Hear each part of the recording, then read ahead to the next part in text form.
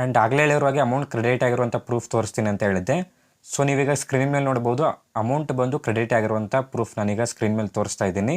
29/1/2026 ಅಂತ ಇಲ್ಲಿ ಡೇಟ್ ಬಂದು ಶೋ ಆಗ್ತಾ ಇದೆ. Hello students, welcome to Info Kannada. ಯುವನಿಧಿಗೆ ಯಾರೆಲ್ಲ ಅರ್ಜಿನ ಸಲ್ಲಿಸಿದಾರ ಆ ಒಂದು ವಿದ್ಯಾರ್ಥಿಗಳಿಗೆ ಗುಡ್ ನ್ಯೂಸ್ ಅಂತಲೇ ಹೇಳ್ಬೋದು. ಯುವನಿಧಿಯ ಅಮೌಂಟ್ ಬಂದು ಕ್ರೆಡಿಟ್ ಆಗ್ತಾ ಇರುವಂಥದ್ದು. ಹೌದು, ಯುವನಿಧಿಯ ಮಂತ್ಲಿ ಅಮೌಂಟ್ ಬಂದು ಕ್ರೆಡಿಟ್ ಆಗ್ತಾ ಇರುವಂಥದ್ದು. ಸೊ ಎಲ್ಲ ವಿದ್ಯಾರ್ಥಿಗಳು ಕಾಮೆಂಟನ್ನು ಮಾಡ್ತಾ ಇದ್ದಾರೆ ಯಾವ ಒಂದು ಮಂತಿನ ಅಮೌಂಟ್ ಬಂದು ಕ್ರೆಡಿಟ್ ಆಗಿದೆ ಅಂತ. ಸೊ ಈ ಒಂದು ವಿಡಿಯೋಲ್ಲಿ ಯಾವೊಂದು ಮಂತಿನ ಹಣ ಕ್ರೆಡಿಟ್ ಆಗಿದೆ ಮತ್ತು ಯಾವೊಂದು ಮಂತಿನ ಹಣ ಇನ್ನೂ ಪೆಂಡಿಂಗಲ್ಲಿದೆ ಅಂತ. ಆ್ಯಂಡ್ ಕೆಲವೊಂದು ವಿದ್ಯಾರ್ಥಿಗಳಿಗೆ ಇನ್ನೂ ಅಮೌಂಟ್ ಕ್ರೆಡಿಟ್ ಆಗಿಲ್ಲ ಆ್ಯಂಡ್ ಸ್ಟೇಟಸಲ್ಲೂ ಕೂಡ ಅಮೌಂಟ್ ಅಪ್ಡೇಟ್ ಆಗಿಲ್ಲ ಮತ್ತು ಅಮೌಂಟ್ ಕ್ರೆಡಿಟ್ ಆಗಿರುವಂಥ ಪ್ರೂಫು ಕೂಡ ನಾನು ತೋರಿಸ್ತೀನಿ. ಓಕೆ, ಎಲ್ಲ ಒಂದು ಕಂಪ್ಲೀಟ್ ಇನ್ಫಾರ್ಮೇಷನನ್ನು ಈ ಒಂದು ವಿಡಿಯೋಲಿ ಡಿಸ್ಕಸ್ ಮಾಡೋಣ. ಓಕೆ, ವಿಡಿಯೋ ಶುರು ಮಾಡೋದಕ್ಕಿಂತ ಮುಂಚೆ ನೀವೇನಾದರೂ ನಮ್ಮ ಚಾನಲ್ಗೆ ಹೊಸದಾಗಿ ವಿಸಿಟ್ ಮಾಡ್ತಾ ಇದ್ದರೆ ಈ ಕೂಡಲೇ ಚಾನಲ್ಗೆ ಸಬ್ಸ್ಕ್ರೈಬ್ ಆಗಿ ಹಾಗೂ ವಿಡಿಯೋಗೊಂದು ಲೈಕ್ ಮಾಡಿ. ಮತ್ತು ನಮ್ಮ ಟೆಲಿಗ್ರಾಮ್ ಚಾನಲ್ಗೆ ಏನಾದರೂ ಜಾಯ್ನ್ ಆಗಿಲ್ಲ ಅಂದರೆ ಡಿಸ್ಕ್ರಿಪ್ಷನಲ್ಲಿ ಟೆಲಿಗ್ರಾಮ್ ಚಾನಲ್ ಲಿಂಕ್ ಇರುತ್ತೆ.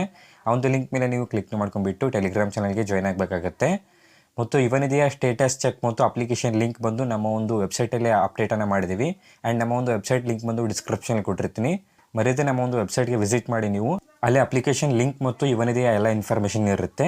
ಸೊ ಮರೆಯದೆ ಆ ಒಂದು ಲಿಂಕನ್ನು ಕ್ಲಿಕ್ ಮಾಡಿ ಅಂತ ಹೇಳ್ತಾ ಬನ್ನಿ ವಿಡಿಯೋನ ಶುರು ಮಾಡೋಣ. ಓಕೆ, ಮೊದಲು ನೀವು ಸೇವಾ ಸಿಂಧು ಪೋರ್ಟಲನ್ನು ಓಪನ್ ಮಾಡ್ಕೊಳ್ಳಿ. ಓಪನ್ ಮಾಡ್ಕೊಂಡ ನಂತರ ಸಿಂಪ್ಲಿ ಇಲ್ಲಿ ಮೇಲ್ಗಡೆ ಯುವನಿಧಿ ಅಂತ ಸರ್ಚ್ ಮಾಡ್ಕೊಳ್ಳಿ.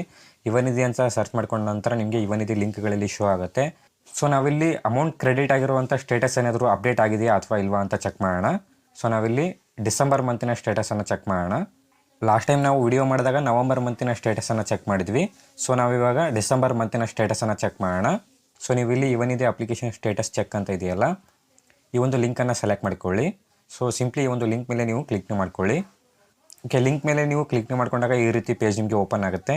ಇಲ್ಲಿ ಮೊದಲನೇದಾಗಿ ಯುವನಿಧಿ ರೆಫರೆನ್ಸ್ ನಂಬರ್ ಅಂತ ಇದೆಯಲ್ಲ, ಇಲ್ಲಿ ನಿಮ್ಮ ಒಂದು ರೆಫರೆನ್ಸ್ ನಂಬರನ್ನ ಫಿಲ್ ಮಾಡ್ಕೊಳ್ಳಿ. ಸೊ ಇಲ್ಲಿ ನಿಮ್ಮ ಒಂದು ಯುವನಿಧಿ ರೆಫರೆನ್ಸ್ ನಂಬರನ್ನ ಫಿಲ್ ಮಾಡ್ಕೊಳ್ಳಿ.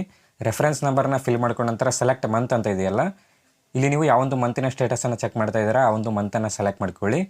ಸೊ ನಾನಿಲ್ಲಿ ಡಿಸೆಂಬರ್ ಮಂತಿನ ಸ್ಟೇಟಸನ್ನು ಚೆಕ್ ಮಾಡ್ತಾ ಇರೋದ್ರಿಂದ ನಾನಿಲ್ಲಿ ಡಿಸೆಂಬರ್ 2025 ಅಂತ ಸೆಲೆಕ್ಟ್ ಮಾಡ್ತಾ ಇದ್ದೀನಿ.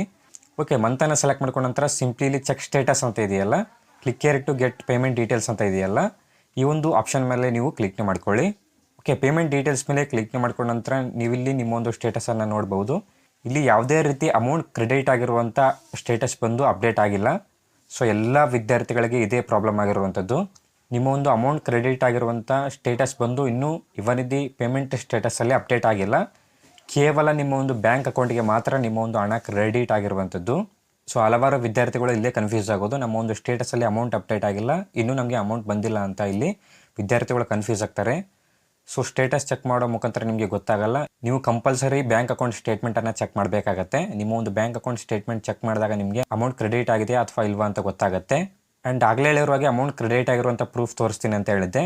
ಸೊ ನೀವೀಗ ಸ್ಕ್ರೀನ್ ಮೇಲೆ ನೋಡ್ಬೋದು ಅಮೌಂಟ್ ಬಂದು ಕ್ರೆಡಿಟ್ ಆಗಿರುವಂಥ ಪ್ರೂಫ್ ನಾನೀಗ ಸ್ಕ್ರೀನ್ ಮೇಲೆ ತೋರಿಸ್ತಾ ಇದ್ದೀನಿ. 29/1/2026 ಅಂತ ಇಲ್ಲಿ ಡೇಟ್ ಬಂದು ಶೋ ಆಗ್ತಾ ಇದೆ.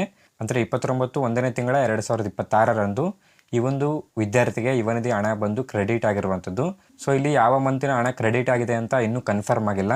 ಸೊ ಪೇಮೆಂಟ್ ಸ್ಟೇಟಸಲ್ಲಿ ಅಪ್ಡೇಟ್ ಆದರೆ ಮಾತ್ರ ನಿಮಗೆ ಯಾವ ಒಂದು ಮಂತಿನ ಹಣ ಕ್ರೆಡಿಟ್ ಆಗಿದೆ ಅಂತ ಕನ್ಫರ್ಮ್ ಆಗುತ್ತೆ.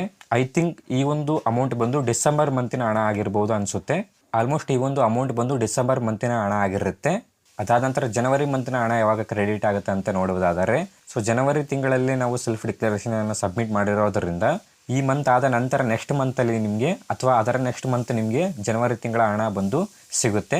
ಜನವರಿ ಮಂತಿನ ಅಮೌಂಟ್ ಬಂದು ನಿಮಗೆ ನೆಕ್ಸ್ಟ್ ಮಂತ್ ಅಥವಾ ಮಾರ್ಚಲ್ಲಿ ನಿಮಗೆ ಜನವರಿ ಮಂತಿನ ಹಣ ನಿಮಗೆ ಸಿಗುತ್ತೆ.